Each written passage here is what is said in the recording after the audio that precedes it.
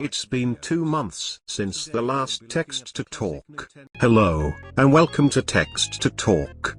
Today is a special episode. Does anyone remember that Q&A I made? Well, you might remember this line. Yes, I would shit myself with GerJidd. No, not that, the other one. What's your favourite film? A childhood favourite of mine was Cars, the Disney film. Love the Cars game on PS2. Today we'll be looking at Cars. Why? Why? Make videos on relevant games, they say. It'll get you more views, they say. Well, Cadicores. He does the PlayStation. I can watch Brutal Moose play Space Jam on Windows 98. But I can't review Cars on Nintendo game. Listen up everybody, follow me, okay? Thank you. Hey! So Cars. Regarded as a mediocre Disney movie. How does it hold up as a licensed video game? Lizard.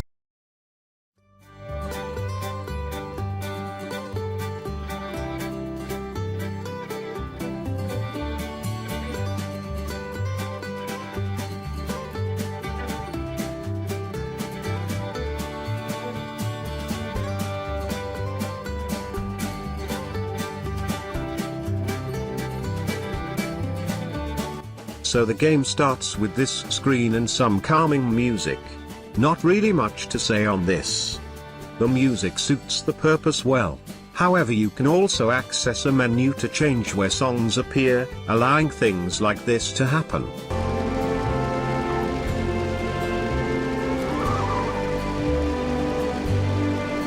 On a side note, part of this game's soundtrack is original music, while there are also licensed songs mixed in there, so this review will most likely consist of music from Mario Kart, although the next song about to play is from Diddy Kong Racing for a comedic effect. Story mode is the main chunk of this game, adding context to the races, and giving you a chance to explore the open world. Yes, an open world hub in a racing game. There are two story types, full and compact, for younger drivers.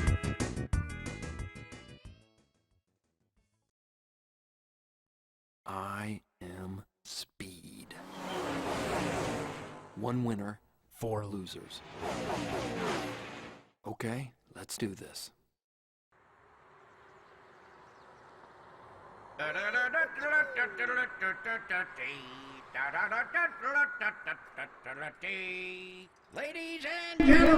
So here we are. The game gets to a start almost immediately after a cutscene that mimics the movie introduction. And this start isn't the introduction to a long line of tutorials. Instead, the game actually starts right here. And there are no breaks in the flow of the game at any point. Constant gameplay with only short cutscenes breaking the pace before each new event in the story. In many games, you'll get an extremely long introduction before the game actually starts. You think gameplay is in a nice rhythm, but then in a few minutes you have another extremely long scripted sequence. In other games, after a long intro, you're given an hour of free gameplay, before being stopped by another load of story after completing the first world. In this game, the cutscenes before each event are fairly short, skippable on the first viewing, and are actually fairly entertaining to watch, rather than being a session of button mashing, waiting for the end. Where was I? Right, we just got into the first race. The first loading screen of the game is a controls menu, giving you a summary of how to play. Let me go over the load screens really quick. Now look at this net that I just found! Every event has a unique load screen, with art created specifically for that one event. Looks really nice, huh? I would actually frame one of these on my wall, right next to this. The game itself is, sort of, unique. It follows realistic racing games closer than it does to games such as Mario Kart and Sega All-Stars Racing. However, the game feels a lot more floaty than realistic races, with drift mechanics I can only describe as soap. I don't mean this as a bad thing, it's the only way the mechanic can be described. Soap. Let me show this in action using a clip from my second channel. God motors that shit.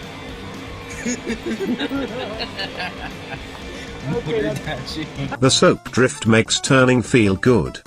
Slippery, even. I'll stop the soap jokes now. Going around corners in this game feels very smooth due to the lubricious turn. A hard drift to steady racing feels natural, and the transition is almost instant. When compared to the drift mechanics in realistic racing games, it allows the tracks to be designed around this and have extremely complex design. Sort of Mario Kart-ish, actually. The other three mechanics worth noting are tilt, boost and driving in reverse, one of which has purpose. Driving in reverse doesn't really have any benefits. You gain more points for driving like this, and sides are reversed. It's neat if you're grinding points, but really doesn't have any purpose if you've already bought everything. Pressing Y will put you into a tilt, but to be fair, on the GameCube this really isn't ideal. On the PlayStation and I assume on other systems, this was connected to a shoulder button, but on the GameCube it's just awkward to perform. To be fair, even if you could remap it, the tilt is garbage anyway. And finally the speed boost. You unlock this after the event Boostin' with Fillmore, where Fillmore literally gives you drugs, allowing you to use a temporary speed boost. You can upgrade the boost meter to last longer by completing 2 other events. One being in Ornament Valley, and one being in Tailfin Pass. The speed boost is extremely useful, and can be used in road races and selected mini-games.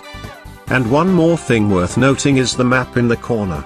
It displays the track, and points such as races, objectives, and where events can be started within Explore mode. Speaking of, Explore mode is a part of Story mode. Here you can freely explore any part of the world. The world is split into 3 parts. Radiator Springs, Ornament Valley and Tailfin Pass. Most tracks in the game are built into these worlds. It allows the player to naturally learn the layout of each section, and despite reusing the same sections, each course still feels unique. But dear God, some parts of this are just something only a madman could create. There are so many tight spaces, and areas of platforming requiring specific jump angles to get through bonus areas. These side areas do give huge amounts of points to use in the store. It will depend on who's playing if this is worth the detour, but if you're low on points it would be wise to take these paths. Also, the store. As stated earlier, this store uses in-game currency. Well, of course it would. The game came out in 2006. Nobody is making microtransactions through the LAN adapter. Points can be used to buy new characters, new character skins, artwork for the game, and in other versions of the game they can be used to buy movie clips and deleted cutscenes for the game. Hello, Bessie. How's it going? To be fair, you'll probably just go on IGN and type in the code to unlock all this stuff. While you're cheating, why not type the code to unlock all the courses too? The courses and mini-games can only be unlocked through playing the story. Depending on which story you choose, you'll be locked off from certain courses and mini-games.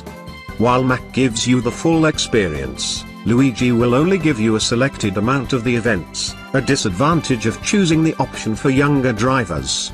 So courses. First you have road races. These are the standard tracks that take part in one of the hub worlds, with the exception of 2.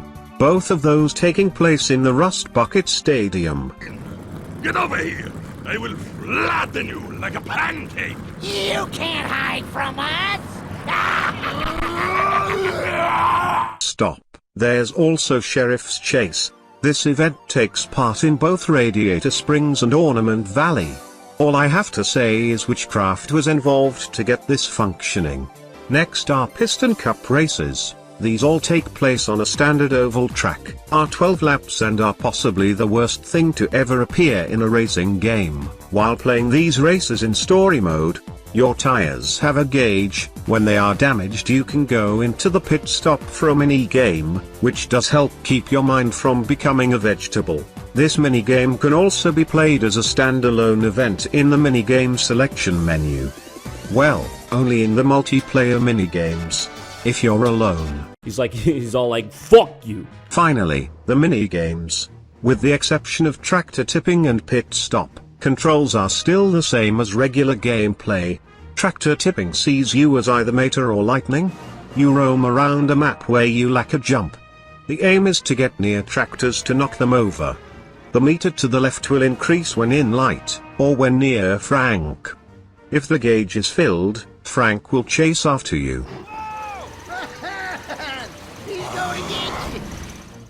There are multiple stages of this minigame, and it's a great side event that takes a different pace to the main game, offering a unique challenge of its own.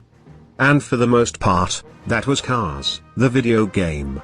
So this is the end of the second episode of the Text to Talk. Pretty subtle ending, right? Once again, this is an experimental series, and the second time I've ever tried editing in this style, so feedback would be heavily appreciated. Comment below what you liked, what felt out of place, and how large you think GerJidd's lizard is. This will help me improve my content, and the entertainment you, the viewer, will get. I was intending to make this video in a vastly different style to the previous Text to Talk to get input on which style you prefer, but the end results seem similar, so this line was really pointless. Anyway, thanks for watching. Likes are appreciated, and since this video was uploaded in December, I'm obligated to wish you a Merry Christmas. Cheerio.